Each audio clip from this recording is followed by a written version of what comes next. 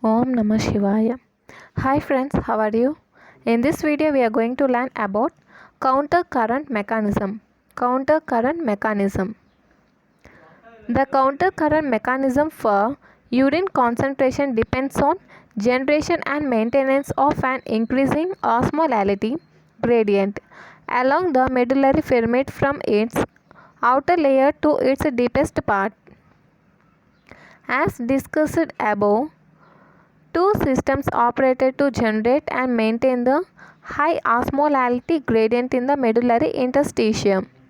Okay, see once again.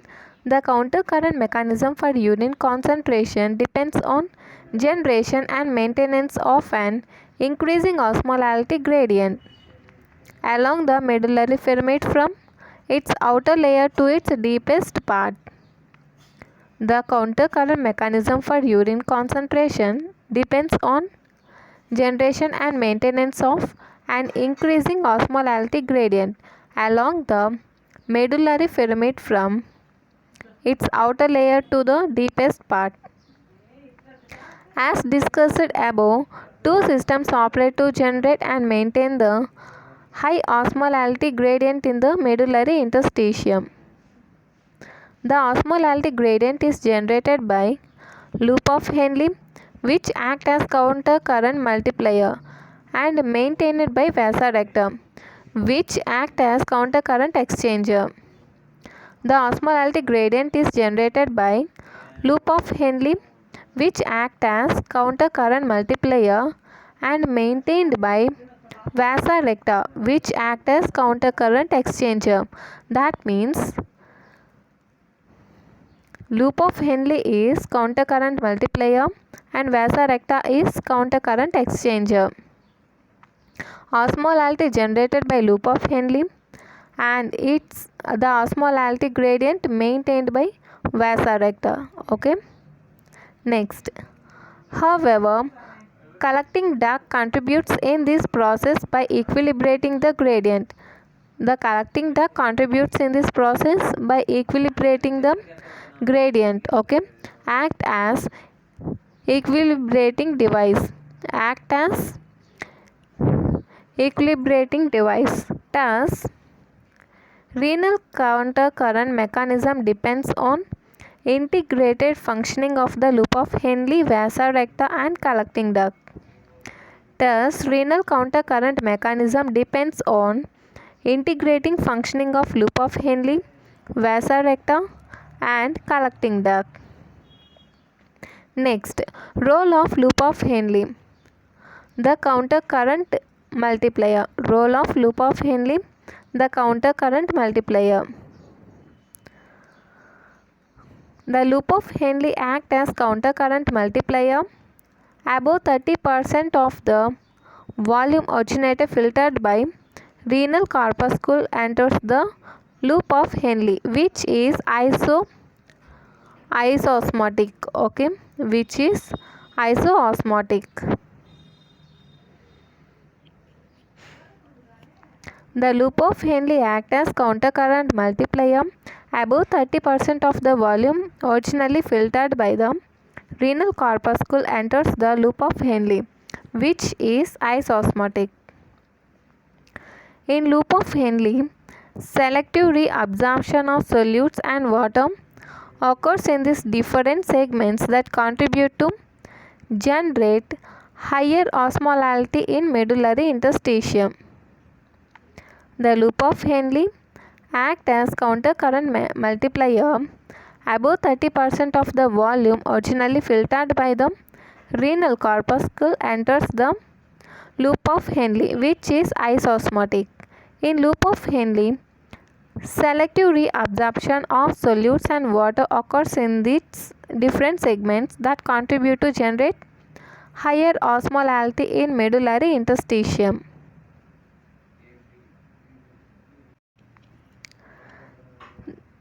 Descending limb of loop of Henle is highly permeable to water but impermeable to solutes.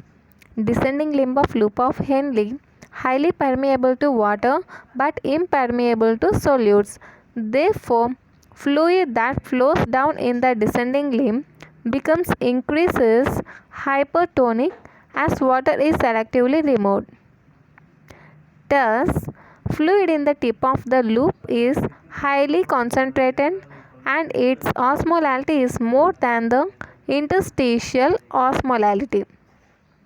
See once again guys, descending limb of loop of Henle highly permeable to water but impermeable to solutes. Therefore, fluid that flows down in the descending limb becomes increasingly hypertonic as water is selectively removed. Thus, fluid in the tip of the loop is highly concentrated and its osmolality is more than the interstitial osmolality. Okay, next, thin ascending limb of loop of Henle. Thin ascending limb of loop of Henle is passively permeable to solutes. Due to high osmolality of fluid at the tip of the hairpin loop and in thin ascending limb of loop of Henle, the permeability of thin ascending limb to solutes. The solutes are passively transported from the hypertonic tubular fluid into the interstitium. However, the thin ascending limb of loop of Henle is relatively impermeable to water. Therefore, every time the tubular fluid passes through the thin ascending limb of loop of Henle, extra solutes enter the interstitium. This helps in multiplication of interstitial osmolality. Thus, this helps in multiplication of interstitial osmolality. See once again about the thin ascending limb of loop of Henle. Thin ascending limb of loop of Henle is passively permeable to solutes due to high osmolality of fluid at the tip of the hairpin loop and in the thin ascending limb of loop of Henle. The permeability of thin ascending limb to solutes. The solutes are passively transported from the hypertonic tubular fluid into the interstitium. However, the thin ascending limb of loop of Henle is relatively impermeable to water. Therefore, every time the tubular fluid passes through the thin ascending limb of loop of Henle, the extra solutes enter the interstitium. This helps in multiplication of interstitial osmolality. Moreover, in thick ascending limb of loop of Henle, sodium and chloride ions are actively transported from the tubular fluid due to vigorous activity of sodium potassium ATPase in this part of loop of Henle. This actively removes the solutes from the tubular fluid into the interstitium and considerably aids in building up of the higher interstitial osmolality. This makes the tubular fluid entering the distal tubule hypotonic. See once again. Moreover, in thick ascending limb of loop of Henle, sodium chloride ions are actively transported from tubular fluid due to vigorous activity of sodium potassium ATPase in this part of loop. This actively removes solutes from the tubular fluid into the interstitium and considerably aids in building up of a higher interstitial osmolality. This makes the tubular fluid entering the distal tubule hypotonic. Okay. If you see this figure, this is the loop of Henle. Okay, this is the loop of Henle. This is the descending limb of loop of Henle. Thin descending limb of loop of Henle. Thin ascending limb of loop of Henle. And this is the thick ascending limb of loop of Henle. Okay, this is about the parts of loop of Henle. This descending limb of loop of Henle is highly permeable to the water, and relatively or selectively impermeable to the solutes. Okay, and this descending limb of loop of Henle removes the water from this tubular fluid and causes the fluid in this descending limb of loop of Henle highly osmolality or hypertonic. Okay, when you coming to the thin ascending limb of loop of Henle, it is highly permeable to the solutes. Okay, it is permeable to the solutes. And this thick limb of ascending limb of loop of Henle removes the sodium and chloride ions and it transfers to the interstitium and makes the interstitial fluid more hypo and increases the osmolality of the interstitial fluid. Okay, this is about the loop of Henle. Okay guys, the countercurrent multiplier role of loop of Henle depends on its length. The countercurrent multiplier role of loop of Henle depends on its length. Loop of Henle of medullary nephrons are much longer than the cortical nephrons. Loop of Henle of medullary nephrons are much longer than the cortical nephrons. Therefore, tau cortical nephrons are considerably more than medullary nephrons.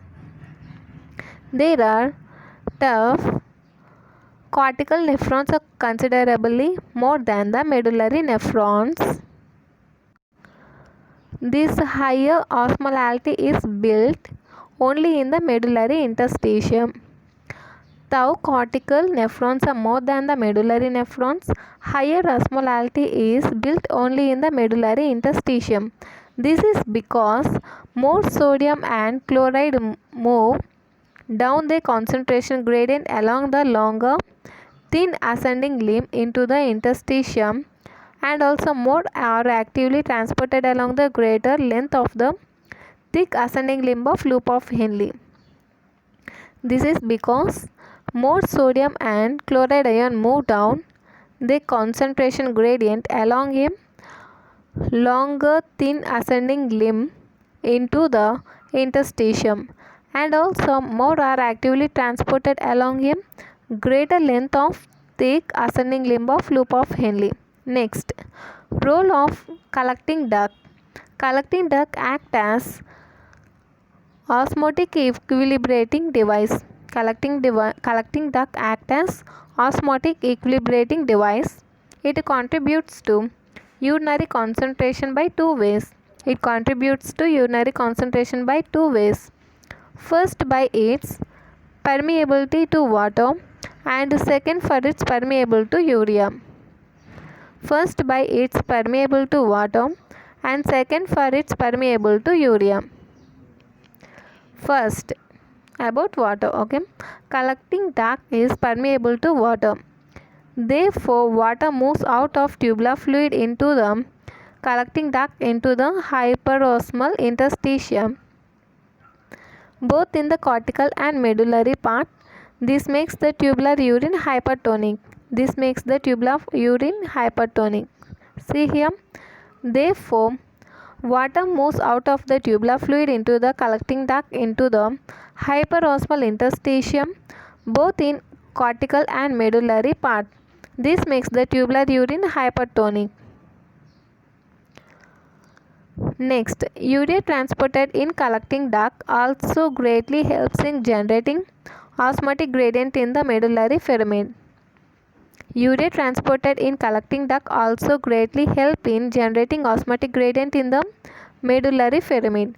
In renal tubule, some quantity of urea is reabsorbed in PCT.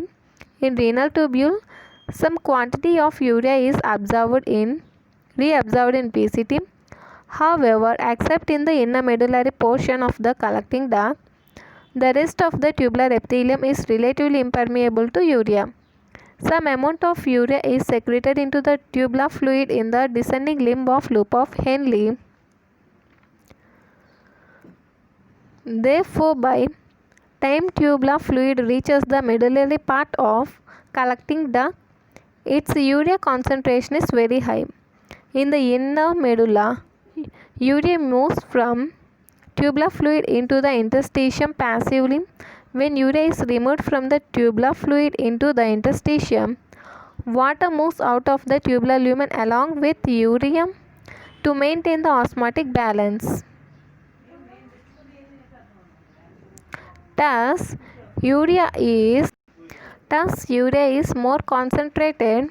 Water that enters the interstitium is taken up by the vasa rectum, and consequently osmolar dilution of interstitium is prevented. Okay. Next, urea transporters. The movement of urea in collecting duct of kidney is facilitated by urea transport proteins A1, UTA1.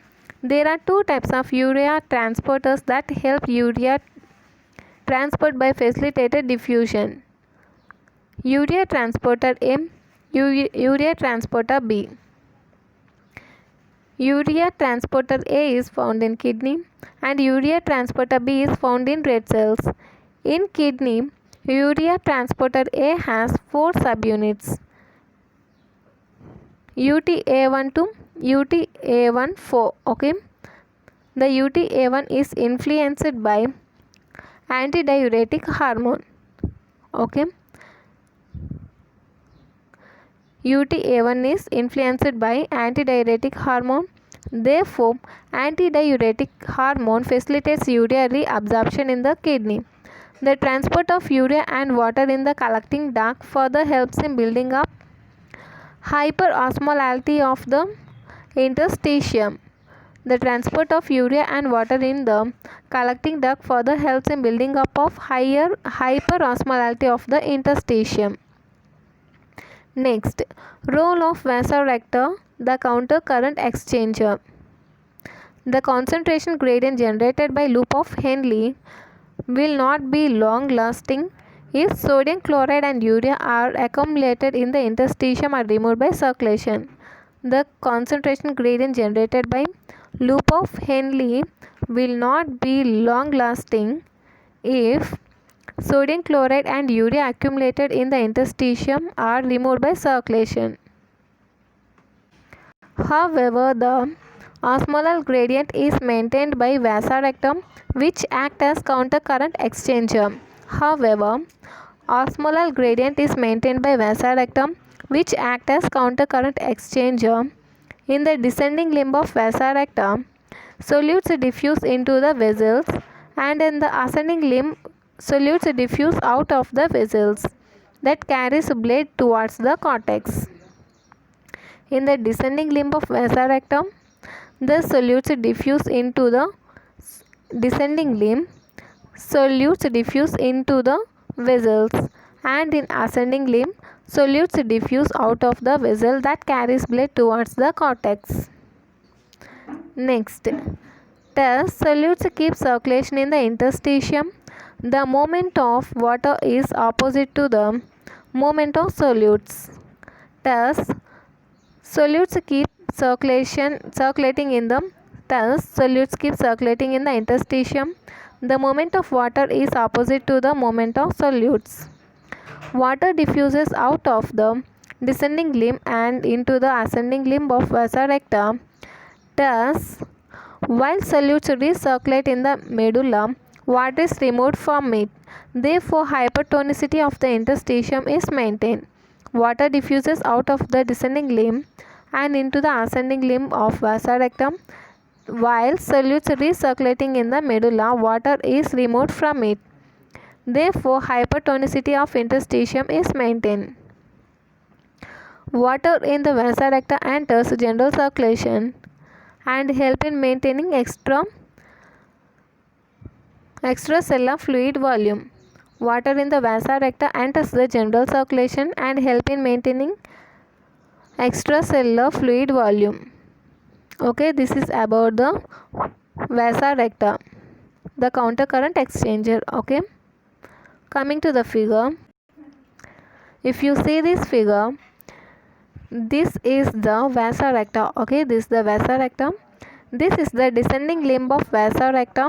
Okay, this is the descending limb of vasa recta, and this is the ascending limb of vasa recta.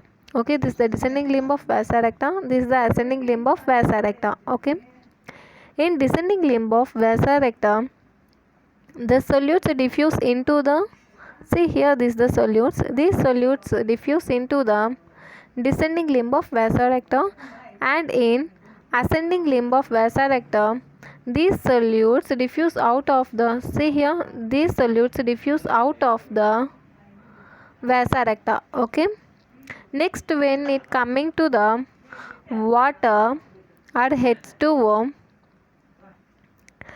this H2O diffuse out of the descending limb of vasa recta and into the ascending limb of vasa recta.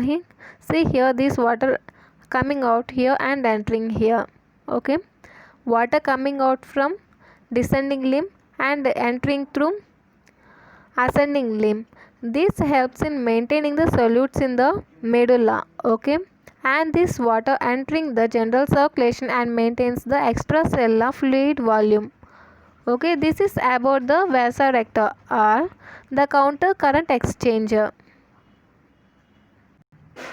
Net effect. Okay, net effect.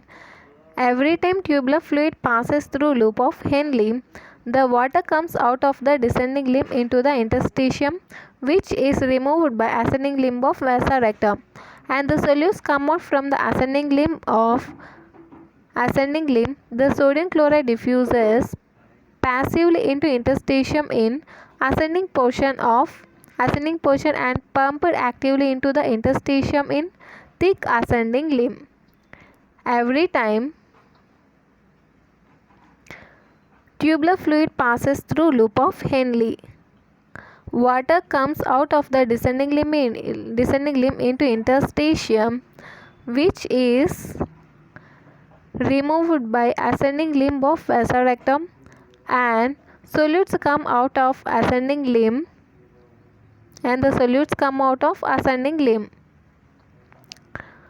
water come out of descending limb, solutes come out of ascending limb. Okay, next, a longer loop of Henle accumulates more solutes across its length from outer layers of deeper layers of medulla.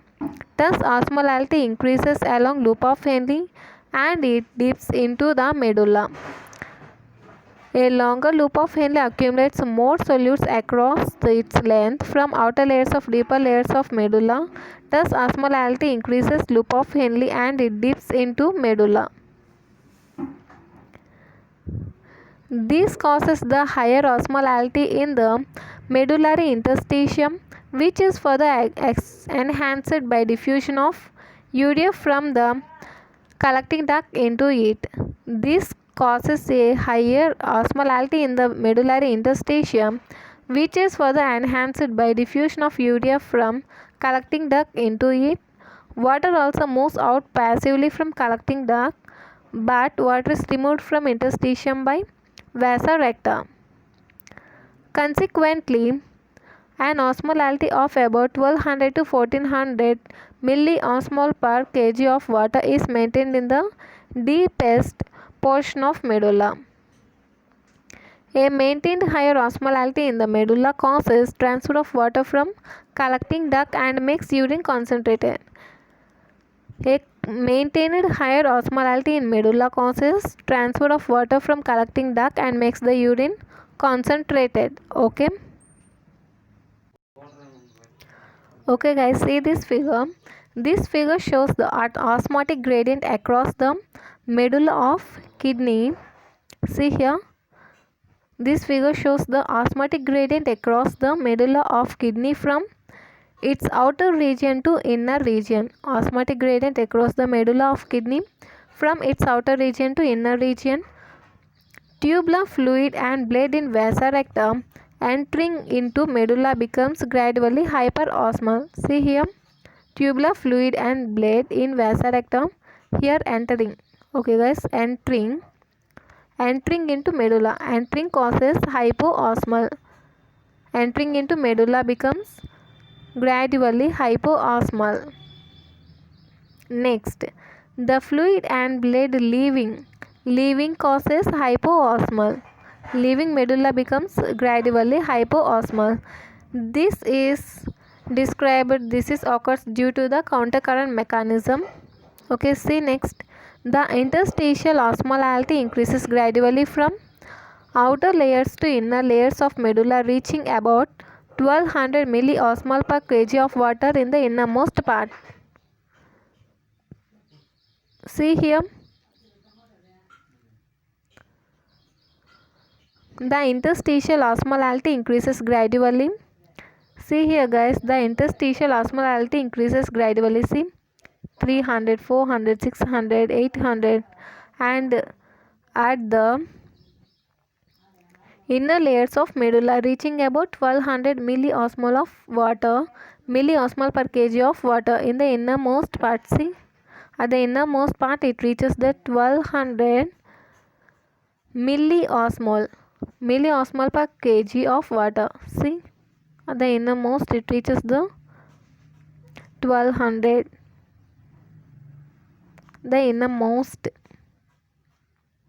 part. This osmolar gradient transfers water from tubular fluid of collecting duct leaving the medulla that makes urine concentrated.